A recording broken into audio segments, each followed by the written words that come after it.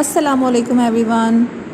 Today we will discuss the theory of positivism that was presented by Auguste Comte. Auguste Comte was born at Montpellier, a city in France, in 1798. He was a philosopher, mathematician and a social scientist. He was a French philosopher and writer who formulated the doctrine of positivism. Comte's father was a tax official and his mother was strongly royalist and deeply sincere Roman Catholics. Comte पैदा तो एक Catholic family में हुआ था, लेकिन बाद में वो डेमोक्रेट बन गया क्योंकि वो उसे कैथोलिक पसंद नहीं था. कॉम्ट बेंजामिन फ्रैंकलिन को आइडियल ह्यूमन मानते थे. ऑगस्ट कॉम्ट ने बहुत सारी थेरीज दी, जिनमें hierarchy of science, law of three stages and positivism are his famous theories. He was a man of science. He believes in facts and figures rather than superstitions and imaginations. वो हर चीज़ को science के साथ relate करते थे. Experimentation पे believe करते थे और इमेजिनेशन और सुपरस्टिशंस पे बिलीव नहीं करते थे. Comte was died due to stomach cancer in Paris on September 5, 1857. Now here is some notable work of Auguste Comte. He wrote many books like Introduction to Positive Philosophy, System of Positive Polity, Cours de Philosophie Positive, and A General View of Positivism. So this was a little introduction of Auguste Comte. Now we move forward. Comte को positivism का बानी कहा जाता है. Positivism basically है क्या? It is the study of society scientifically. उसने society को स्टडी करने के लिए उसको 3 स्टेजेस में डिवाइड किया है, जिसमें है थियोलॉजिकल, मेटाफिजिकल एंड पॉजिटिविज्म और साइंटिफिक मेथड. तो जो थियोलॉजिकल है, इसके आगे मज़ीद 3 स्टेजेस को इसमें डिवाइड किया जा सकता है, like fetishism, polytheism and monotheism. Now we discuss the first stage of theological stage. इसका जो टाइम पीरियड है वो ह्यूमन हिस्ट्री से लेकर 1300 AD तक मौजूद है. थियो का मतलब है रिलीजन. इसका मतलब ये है कि एक रिलीजियस स्टेज थी. लोग खुदाई ताकत पे बिलीव रखते थे. और इसके आगे फर्दर 3 टाइप्स हैं, फेटिशिज्म, पॉलीथीज्म एंड मोनोथीज्म. अब हम थियोलॉजिकल स्टेज की फर्स्ट टाइप को डिस्कस करते हैं, that is fetishism. It is the primary stage of theology. It is the primary type of theological stage.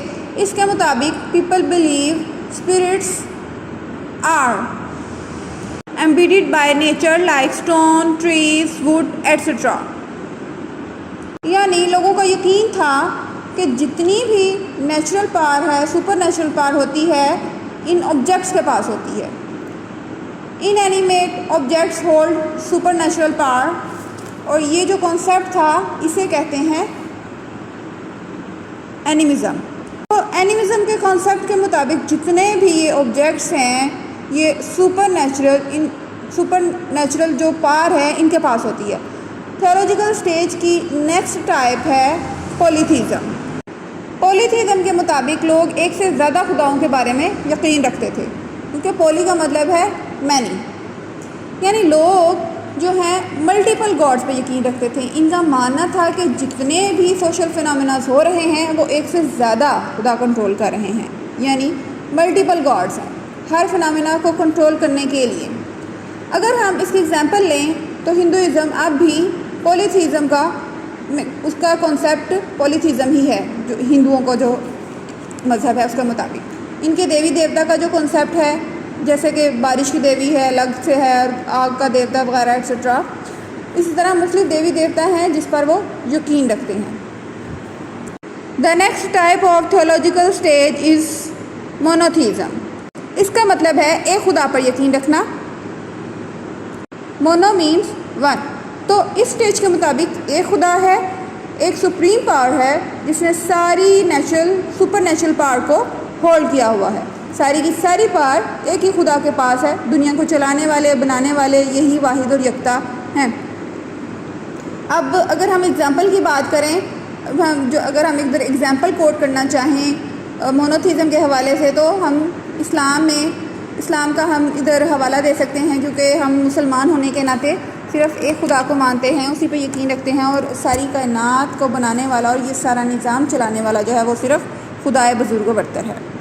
تو تھیولوجیکل سٹیج ایک religious stage ہے جہاں لوگ ہر فنامنا کے پیچھے خدائی طاقت کو تلاش کرتے ہیں، اور ان کا ماننا ہے کہ صرف خدا ایگزسٹ کرتا ہے جو اس سارے سوشل فنامنا کو کنٹرول کرتا ہے۔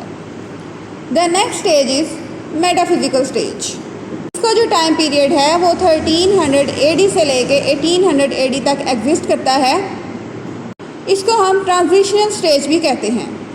ٹرانزیشنل اسٹیج اس لیے کہتے ہیں کیونکہ ایبسولوٹ امیجینیشن نے ریشنلزم کی طرف موو کرنا شروع کر دیا تھا، یعنی لوگوں نے سائنٹیفک ہونا شروع کر دیا تھا۔ اس اسٹیج پر لوگ خدا پہ بھی یقین رکھتے تھے اور سائنس پہ بھی یقین رکھتے تھے۔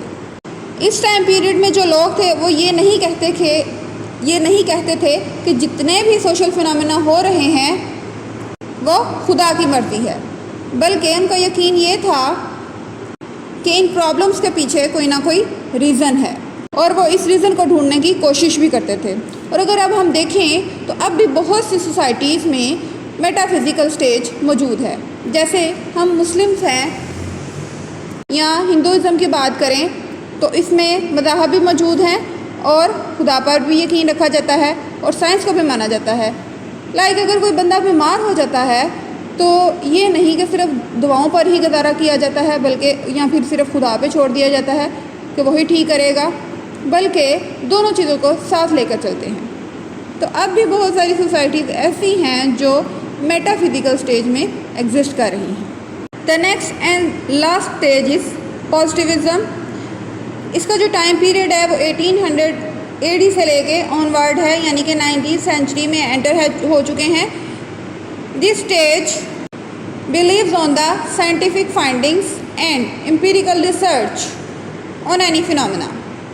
اب اس میں جتنے بھی سوشل ایشوز ہوتے ہیں ان کے پیچھے سائنٹیفک ریزن دیکھی جاتی ہے کہ اگر ایسا ہو رہا ہے تو کیوں ہو رہا ہے۔